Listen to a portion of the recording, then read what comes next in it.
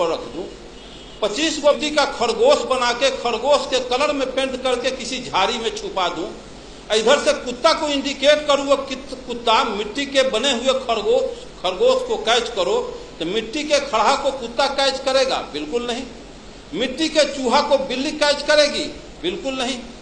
जब मिट्टी के चूहा को बिल्ली नहीं कैच कर रही है, मिट्टी के खरगोश को कुत्ता कैच नहीं कर रहा है, लेकिन हम मानो माटी के हनुमान, शिव, शंकर, दुर्गा, पार्वती, गणेश बना के पेंट पोचारा करके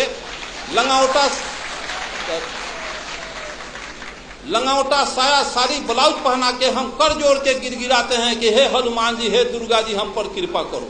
तो हनुमान के पास बैंक बैलेंस है कि 10-20 हजार से कृपा कर देगा? वो माटी के दुर्गा के पास लैंड प्रॉपर्टी है कि पटना में 2-4 कट्ठा रजिस्ट्री जमीन का कर देगा? इसका मतलब हम मानव असल नकल के पहचान करने में कुत्ता बिलाई से भी बदतर हैं। साथियों,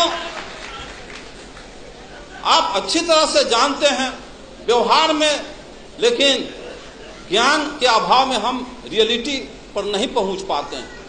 जब यह दर्शन है कि ऊंची नीची भूमि अच्छी पैदावार नहीं दे सकती, ऊंची नीची भूमि अच्छी पैदावार नहीं दे सकती, उभर खाभर रोड रास्ता अच्छी गति प्रदान नहीं कर सकती, तो जिस समाज में ऊंच नीच छुआछूत के भेदभाव रखने वाले लोग क्या समाज राष्ट्र का कल्याण कर सकते हैं?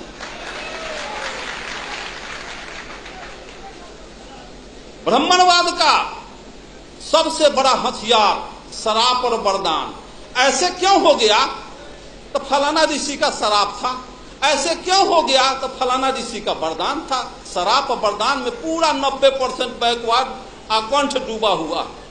मैं पूछता हूं, जिसको बाबा साहब अम्बेडकर ने कहा है कि जो कौम अपने पूर्वजों का इतिहास नहीं जानता वो कौम अपना भविष्य निर्माण नहीं कर सकता।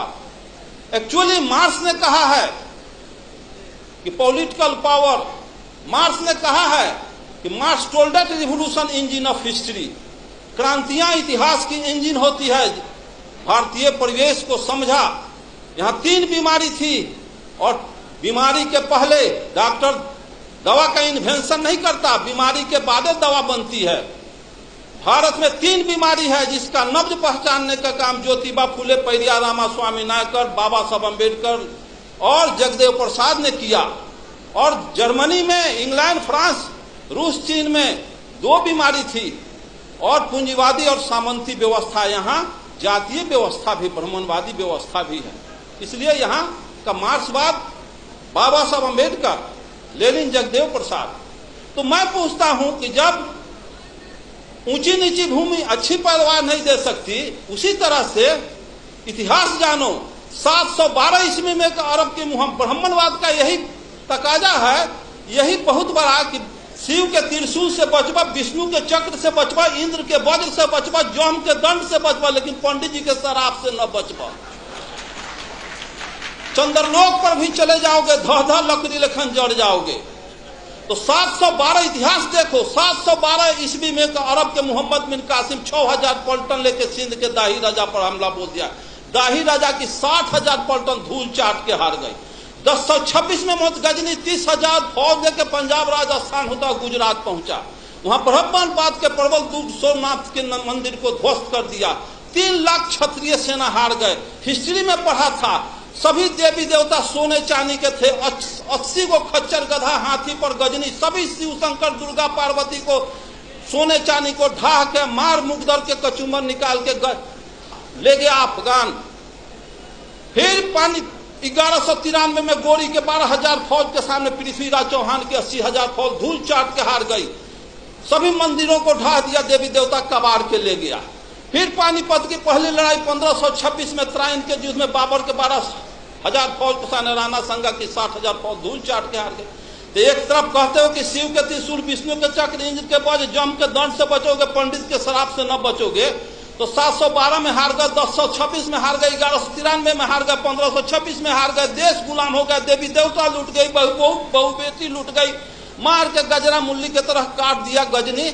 और किसी को सरापना नहीं था कि गजनी गोरी को अंग्रेज को शराब देता तो बॉर्डर के वहीं पर लकड़ी लेखन धो जड़ जाता। तो ये शराब किसके लिए? ये तो कोयरी कुम्हार का अनुकलवार तो यहाँ मुल्हर फंसौले बारी गुह गोबर खिया के अब पेशाब पिला के यही हमारा दही चूड़ा खिलाएगा, यही दान दक्षिणा देगा, चलो उससे तक शराब। मैं पूछता हूँ कि इसमें इस रास्ते से बिजली की तार गई है, इसमें करंट प्रवाहित हो तो उसको तार को छुएगा आज तो करंट आज मारेगा कि 6 महीना के बाद मारेगा? तो जब सोमनाथ के मंदिर में सोने चांदी के देवी देवता गजनी के बाल नहीं टेढ़ कर सका तो गिट्टी छड़ सीमेंट का हनुमान मेरा पैना बिगाड़ क्या देगा?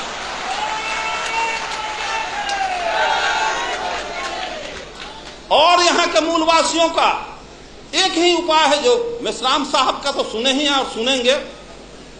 जिस स्थिति में आर्यों के पोजीशन में हैं, आर्य जिस पोजीशन में हैं, सिर्फ वही पोजीशन जो पोजीशन सर्प और चूहा का है। सर्प जाता है चूहे के बनाया हुआ घोंसला में, घर में, बिल में प्रवेश करता है और घरवैया को, उसके बाल बच्चा को भी खा जाता है, उसको भी खा जाता है और घरवो दखल कर लेता है।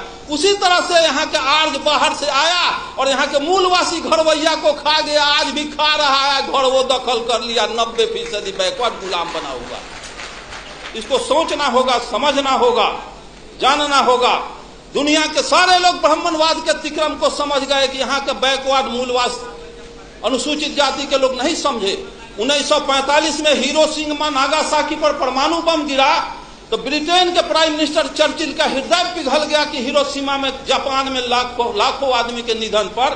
तो इंटरनेशनल कमेंट किया चर्चिल और कहा कि हम अमेरिका को समझदार समझते थे लेकिन अमेरिका समझदार नहीं निकला। किसी राष्ट्र को बर्बादे करना था तो परमाणु बम काहे लग गिराया? भारत से 4 गो ब्राह्मण लेकर जापान में बसा देता, उसका सर्वनाश कर देता। तो 4 ब्राह्मण किसी राष्ट्र को बर्बाद कर सकता है। और जिस देश में घरे घरे ब्राह्मण बसा, अगुआड़ा पछुआड़ा ब्राह्मण मरवा गाड़ के छोड़ जात, सत्यनारायण झूठनारायण अंगना में बोला करके अपन कार्य को संपादित करता है, उस देश के बैकवर्ड को कभी कल्याण होने वाला है? पिछड़ा का कल्याण होने वाला है?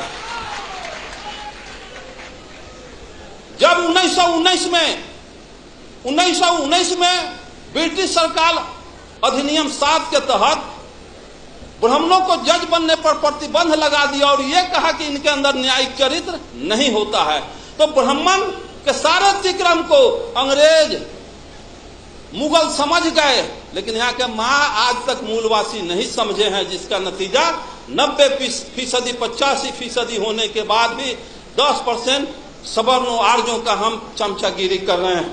साथियों,